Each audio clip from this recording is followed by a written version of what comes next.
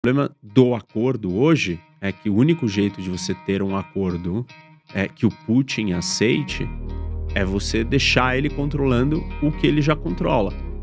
No meu entendimento, alguns dizem ou falam que isso é a busca pela paz, ou que o Trump vai trazer a paz. Eu tenho dito que existem 3 jeitos de você trazer a paz. Ou você está alimentando um monstro que ficará mais forte, mais confiante.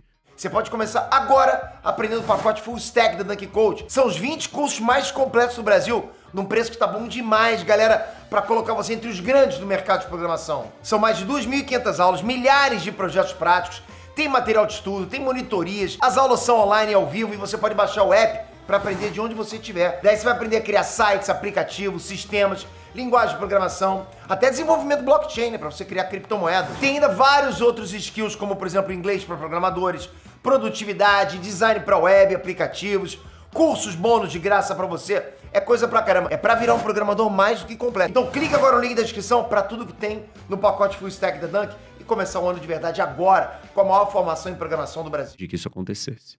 Para acabar essa guerra, voltando Rússia e Ucrânia, quais pontos que tem que existir? Porque essa guerra já tá durando anos. Ninguém acho que acreditou que ia durar tanto tempo, né? Ninguém achou que ia ficar tanto tempo. O que tem que acontecer para acabar de vez?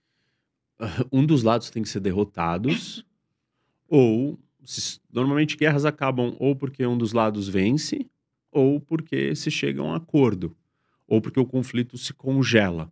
Ele não vai para lugar nenhum sem acordo. A Guerra das Coreias é isso. A disputa entre Coreia do Norte e Coreia do Sul é isso. O conflito está congelado há décadas sem ir para lugar nenhum. Existem outros conflitos, Israel e Egito, foi um conflito que foi resolvido com acordo de paz. Então você chega num acordo.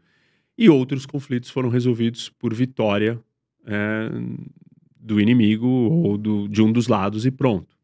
Então, basicamente, o que a gente teria é que ou a Rússia vence, a guerra acaba, ou a Ucrânia vence, a guerra acaba, ou o conflito fica congelado, onde ele está, ou se chega num acordo. O problema do acordo hoje é que o único jeito de você ter um acordo que o Putin aceite é você deixar ele controlando o que ele já controla, que é uma parte considerável do território ucraniano. E isso seria uma derrota para a Ucrânia. A Ucrânia controlava um território tamanho 100 e agora ela controla um território tamanho 80. E por que esse acordo... Por que a Ucrânia vai aceitar um acordo desse se ela não perdeu a guerra? É difícil dela aceitar. Claro que ela pode ser forçada a aceitar porque ela não recebe mais ajuda dos seus aliados. E aí é um jeito de você forçar a Ucrânia a aceitar. Mas, no meu entendimento, alguns dizem ou falam que isso é a busca pela paz, ou que o Trump vai trazer a paz. Eu tenho dito que existem 3 jeitos de você trazer a paz. Ou você traz a paz porque você derrota o seu inimigo, você venceu. Ou você traz a paz porque você negocia, que é que nem o fim da guerra, né, que eu estava explicando.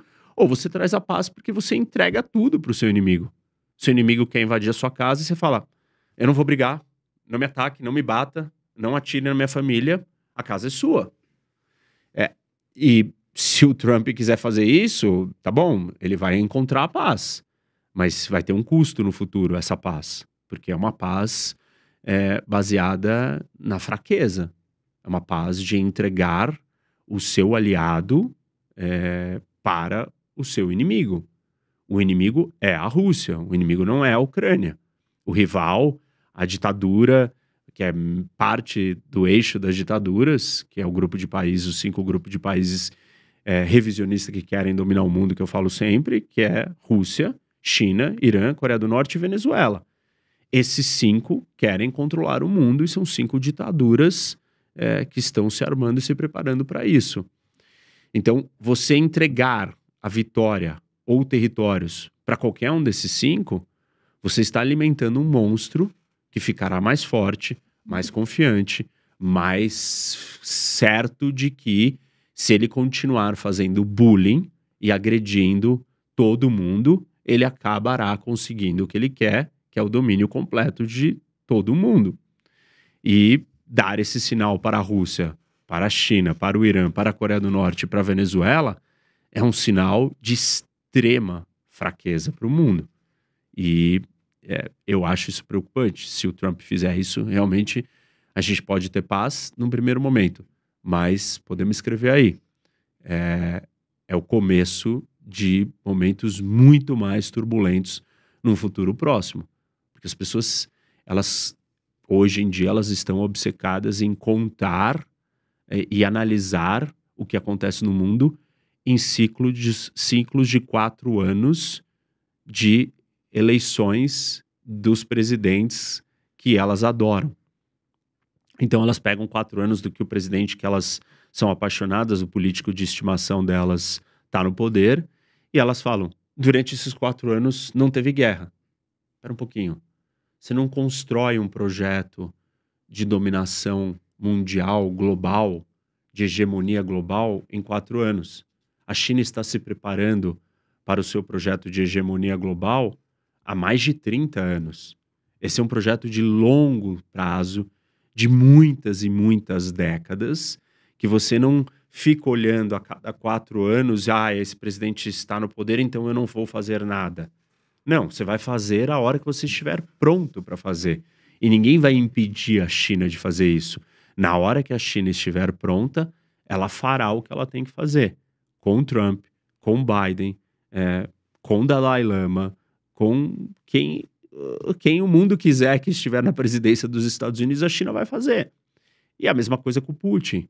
O Putin, ele não vai deixar de ser o Putin porque o presidente americano é X ou Y. Ele é o Putin. Ele será o Putin e ele continuará sendo o Putin. A diferença do que o presidente americano pode fazer é dificultar ou facilitar a vida do Putin. Impedir o Putin de ambicionar e buscar os objetivos que ele busca, isso ninguém vai fazer. Ninguém vai entrar dentro da cabeça do Putin e fazer uma lavagem cerebral e mudar ele. Ele tem a percepção do mundo de acordo com a maneira como ele enxerga, ele faz os cálculos estratégicos que ele faz, e não adianta as pessoas dizerem, não, mas aí ele vai fazer um cálculo que vai ser muito ruim para ele. Claramente ele não faz esses cálculos, ou claramente a maneira e os fatores que ele considera na hora de fazer esse tipo de conta não são os mesmos fatores racionais que nós consideramos. Porque a falta de percepção e o erro de análise do que seria a guerra da Ucrânia, para ele, mostra que ele não deveria continuar. E ele continua. E assim, todos esses países se comportam desse jeito, porque eles têm uma convicção que eles são fortes e que eles vão conseguir o que eles querem. Eles têm um projeto ambicioso, imperial, dominador. Então, basicamente, é isso que está em jogo. Quando a gente fala da Rússia, né? A posição do Trump para outras regiões é diferente, mas a história é essa. Nós caminharemos para uma terceira guerra mundial. Eventualmente, essa história da humanidade, a história da humanidade é uma história de guerras, de destruição, de morte e matança. Não existe uma nação na história do mundo que não lutou, não brigou, seja internamente ou com seus vizinhos, seja conflitos de longa duração, curta duração, baixa intensidade, alta intensidade. A história de todos os povos são histórias de guerras. E o DNA humano não mudou, as condições estruturais do mundo não mudaram, não existe polícia do mundo, não existe governo do mundo, não existe constituição do mundo, não existe judiciário do mundo. Não existem forças capazes de dizer, não se comportem mais assim. Então, assim, não tem por que a gente achar que nós vamos conseguir driblar esse problema. E as pessoas estão mal acostumadas porque nós tivemos um hiato, uma janela, um vácuo de 70 anos sem uma grande guerra. E aí elas nasceram já numa geração, em grande medida, que nunca viu isso, e não sabe como que é isso. E não são versadas em história, não leram, não gostam. Quem gosta sabe que as chances da gente caminhar para uma terceira guerra ou para uma grande guerra são muito maiores do que as de não caminharmos para esse lugar. Agora, a grande maioria não está conectada com isso. Então é difícil das pessoas entenderem. Mas o fato é que a história e a essência humana e a maneira como o mundo está organizado e como ele funciona nos conduz para uma guerra. E não é Trump em 4 anos, ou 8 anos, ou 4, com um intervalo de 4 e depois mais 4, que vai evitar que isso aconteça. Então eu acho curioso esse olhar ideológico de adoração do político de estimação que faz as pessoas simplesmente negarem a história, negarem o funcionamento da geopolítica, negarem os outros líderes, negarem os projetos de longo prazo desses países. Essas forças, elas estão acima do ciclo eleitoral de uma nação. São forças muito maiores, muito mais E o complexas. Brasil